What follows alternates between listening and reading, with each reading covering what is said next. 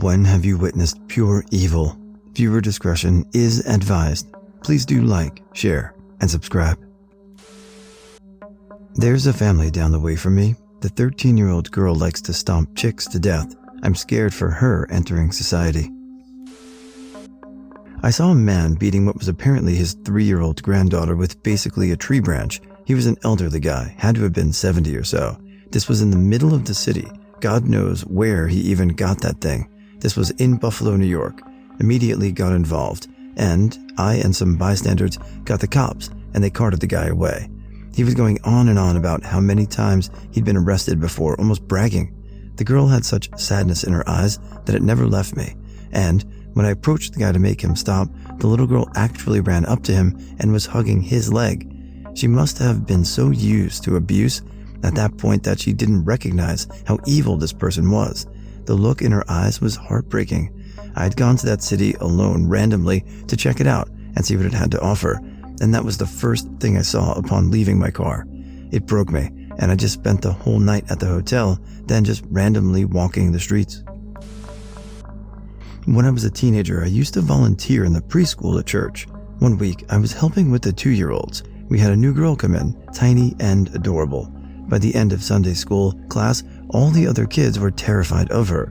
With absolutely no expression on her face and totally silent, she had attempted to strangle a little boy, bit another hard enough to draw blood, smacked a girl across the face, poured her drink out on another, and pinched and kicked me and the other volunteers repeatedly, not to mention dumping her snack on the floor while staring me in the eye, throwing toys in the garbage, and attempting to pull the microwave off the counter.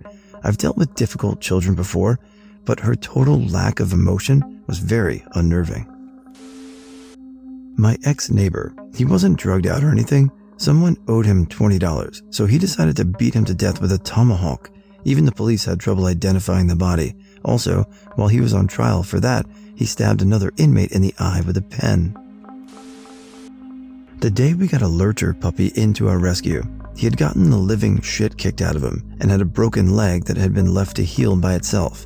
His entire paw was bent under his leg, twisted and backwards. He was covered in mange, ticks, fleas, and was so skinny I could circle his waist with my hands. His owner demanded him back. Owner was charged with animal abuse, €1,500 fine, and a lifetime ban on owning any animals. I heard today he's appealing the decision as he claims he didn't know the pup was so sick. Yeah, bud, the leg healed, so it looks like a grasshopper's is totally normal. Pup lived and had been rehomed, but the keg had to be amputated. That bastard better not win his appeal. My ex-best friend raped his half-sister and convinced all of us he was innocent. He got 3 months weekends in prison, but the evidence was pretty much non-existent, and we all believed that his mom, who already had no contact, she was crazy, basically put her daughter up to it to get back at him for forcing himself back into her life. A few years later, his other sister committed suicide at 14 years old. We cried with him. We went to her funeral. He put the necklace he never took off over her heart as she lied in the open casket. A few weeks later, it came out in her diary that he had been raping her all along too. She killed herself because she saw how furious we all were at the people who convicted him and didn't think she would be believed either. I will never understand why that monster decided to put a token in her casket. I realize she is gone, and I don't believe there is anything past death, but I still find it very hard to deal with the fact that she will never escape him. The necklace of her rapist and ultimately her killer will lay over her heart forever. I did a stint in the army in Kosovo in 1999. Where we were based were tons of stray dogs and cats. Some fellow soldiers were finding it fun to throw a puppy out of the top floor window and then proceeded to throw a kitten down a very deep drain and laugh as it meowed. I was literally screaming at them to get it out, but they found this even more funny. The look on the guys' faces were just pure evil, as if he lived for their or my misery. This is a few weeks after splitting with my wife, and I received a call from her phone with my 4-year-old daughter bawling her eyes out, saying, "Daddy, why don't you love us anymore?" She included my younger son. I got through that call as best as I could, despite the shock I was in from receiving it. A few weeks later, when I picked my daughter and son up from their mom's house, I asked my daughter why she said that, and her response was that I hadn't picked them up when I should have done, and mommy had told them that I didn't love them anymore. Apparently, the mom had told them I was picking them up on a certain day and had got them ready with coats and shoes on, etc., but I clearly hadn't arrived. I can't imagine the amount of stress that the children must have felt as time passed by and I didn't arrive. Manipulating innocent children is evil. Amen. My father. He was not a good person. My oldest brother, his first son, was quite literally a genius. The sort of kid that ends up in high school before he's a teenager, that graduates college before he can drive a car, and he expected that from the rest of his kids. Everything I was allowed to read was way above my age level. Technical manuals, research papers, and case studies, Lord of the Rings, War and Peace, stuff like that. I managed it somehow.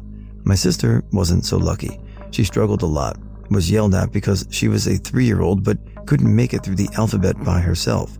She couldn't add numbers. She couldn't really do anything that was asked of her because she was fucking 3 years old. One day, my father just lost it because she got stuck after the letter E. I tried to help but was reprimanded for doing so, and finally, he just threw her against the wall. He started screaming the alphabet at her, kicking her over and over. He punched her, choked her, as he repeated himself over and over. I was frozen in fear. I didn't know what to do. He finally stopped when my mother started coming upstairs. I still remember the look on her face as she picked my sister up and took both of us out of the room. She was never the same after that. The bruises went away eventually, but she started having seizures.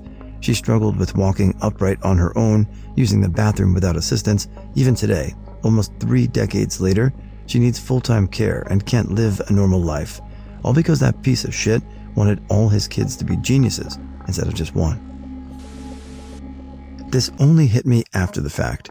In my teens, one of the guys who was at all the parties was this dude Kyle.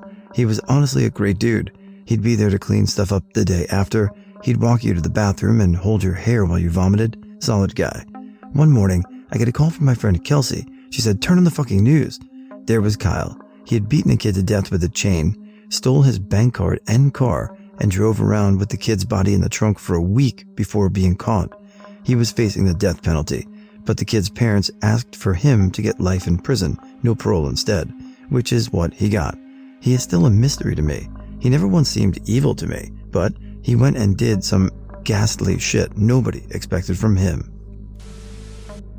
When I put together the story of what happened to me many years after I was raped, I learned that my rapist had punched and kicked me, an unconscious, defenseless, and drugged 14-year-old girl, in the face and in the torso.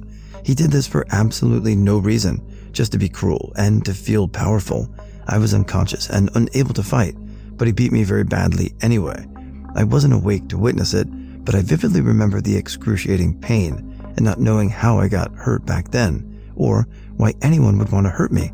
I didn't know then that people could be so evil and so cruel. I do know now. When I was a kid, maybe 7, my mom took me and my cousin, who was around my age, to this indoor playground arena type thing for kids. They had giant styrofoam building blocks, and my cousin and I spent about an hour building an intricate, badass castle out of these big blocks.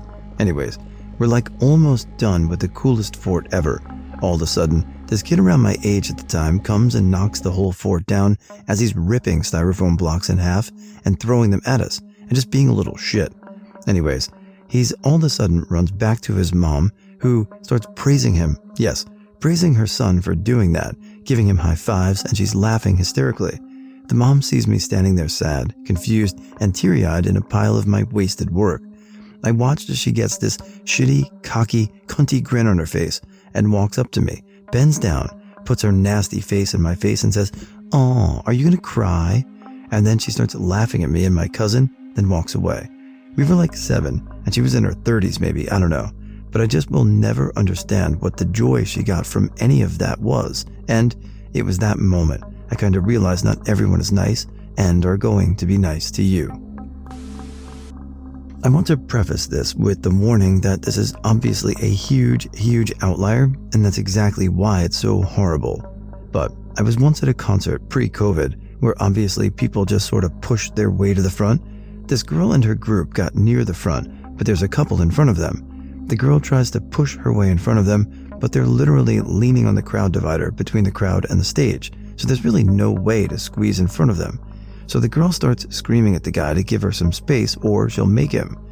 The guy's partner tries to calm things down and squeeze the two of them together a bit, but clearly not enough space to create a whole extra space for this girl and her group. So the girl starts screaming bloody murder, calling for the security guards that are patrolling behind the crowd divider and the stage, telling them that the guy tried to stick his hand up her skirt. The couple called bullshit.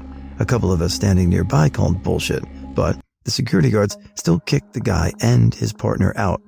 And the speed with which the girl went from crying to giddily taking their spot, not just okay, but clearly proud of what she'd done, evil.